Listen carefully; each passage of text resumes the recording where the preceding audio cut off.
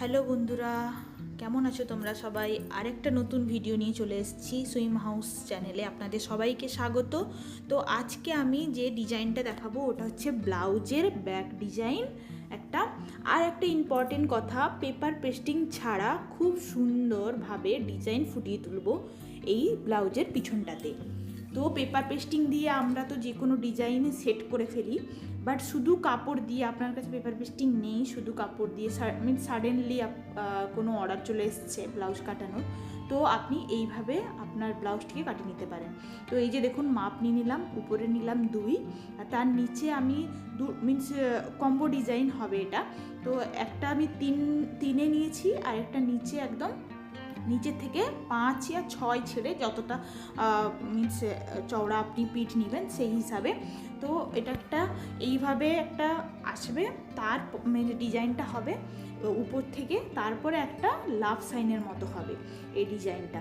তো সেইটা আমি ডিজাইনটা এঁকে নিলাম, দিয়ে এইভাবে এঁকে নেওয়ার পর এটাকে কাট করে নেব।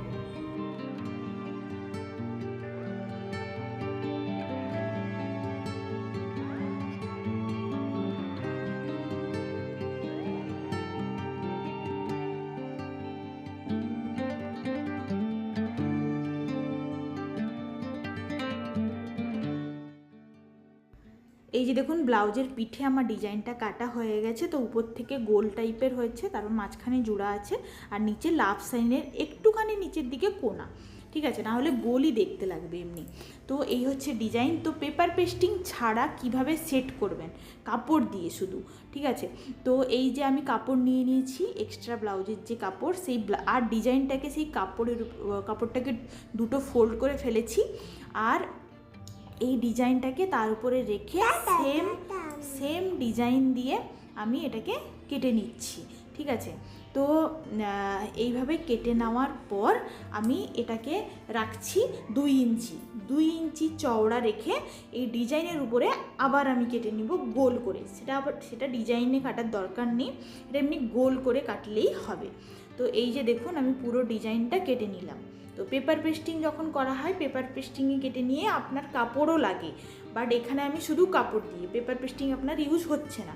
তারপরে এই কাপড়টাকে উল্টো দিকে করে, যেদিক দিয়ে গোল একদম কেটেছিলাম ডিজাইন নেই, সেই দিক থেকে পুরো এইভাবে আমি সেলাই করে দেবো পুরোটা, ঠিক আছে।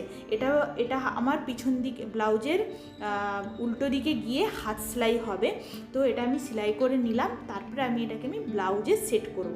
তো ব্লাউজের ডিজাইনের সাথে আমি এটাকে বসিয়ে পিন আপ করে নিব, যাতে আপনি ভালো করে ডিজাইনটাকে ফিক্সড করতে পারেন আপনার ব্লাউজের উপরে।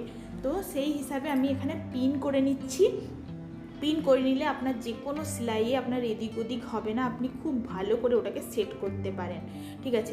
এইভাবে আমি পিন করে নেওয়ার পর, এই যে মাঝখানে দেখুন, মাঝখানে জোড়া আছে, ওখানে অমনি থাকবে জোড়া।